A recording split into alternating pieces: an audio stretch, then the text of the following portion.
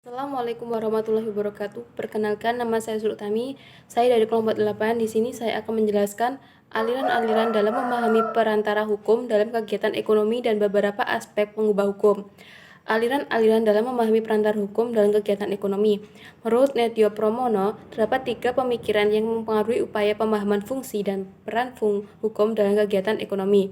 Yang pertama, aliran yang radikal yang bertentangan dengan konsep rule of law dan mempersoalkan kembali rasionalitas daripada hukum, terutama yang dikaitkan dengan paham liberal yang dipelopori oleh Elizabeth dan terakhir oleh John Rawls. Dalam aliran radikal ini menganggap konsep rule of law sebagai mitos karena tidak memiliki dasar ideologis di masyarakat yang berpaham kapitalis dan liberalis. Pada dasarnya, masyarakat liberalis tidak menghendaki aturan-aturan dan hanya memperlakukan rule dan bukan rule of law atau hukum, dan rule dalam bidang ekonomi ini merupakan mekanisme pasar bebas. Yang kedua, aliran yang lebih moderat yang memiliki sudut pandang yang berbeda dengan aliran radikal yang disebut sebelum titik aliran yang dipelopori oleh Solum, Carla Dalton, dan Trusnet. Dalam konsep rule-based law dapat memberikan suatu kontrol sosial dalam kehidupan masyarakat, sehingga aktivitas yang dilakukan oleh pengusaha dapat dikontrol agar tidak melakukan tindakan kewenangan dalam melaksanakan tugasnya. Yang ketiga, aliran yang menekankan pada studi norma perspektif mengenai hubungan antara hukum dan ekonomi. Dalam asumsi teoritis ini bahwa regulasi di bidang ekonomi telah melahirkan aneka norma preskriptif. Dalam 3 aliran tersebut, maka peran hukum dalam membangun ekonomi di Indonesia sangat dipengaruhi oleh 3 aliran tersebut. Kemudian, aspek-aspek pengubah hukum. Dalam aspek pengubah hukum, yang pertama, sosial budaya sebagai aspek pengubah hukum.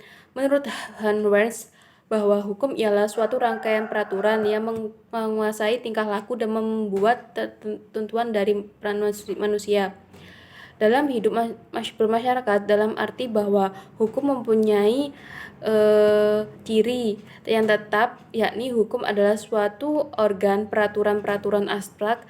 Hukum bertujuan untuk mengatur kepentingan manusia, siapa yang melanggar dan mendapatkan sanksi sesuai dengan apa yang telah ditentukan.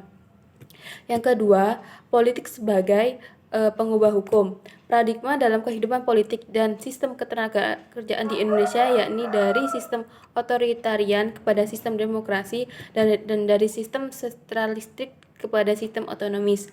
Dalam perubahan membawa dampak kepada sistem hukum yang dianut selama ini, yakni meneliti beratnya kepada produk-produk hukum yang lebih banyak kepada kepentingan pengusaha daripada kepentingan rakyat, dan produk-produk hukum yang mengedepankan dominasi kepentingan pemerintah pusat daripada pemerintah daerah. Dan yang ketiga, ekonomi sebagai aspek pengubah hukum. Di era globalisasi telah menimbulkan beberapa kejadian baru dalam perkembangan ekonomi dunia, seperti terjadinya pasar bebas, winner depan, dan sistem baik dalam bidang ekonomi maupun ekonomi lahirnya sebagai lembaga ekonomi internasional yang mengelompokkan negara dalam kawasan ekonomi regional. Dapat ditinjau dari segi ekonomi, maka terdapat beberapa aspek pengubah hukum, diantaranya yakni pengaruh lembaga ekonomi internasional, WTO, tradisional cooperation, military, industri konteks. Sekian penjelasan dari saya, semoga bermanfaat. Wassalamualaikum warahmatullahi wabarakatuh.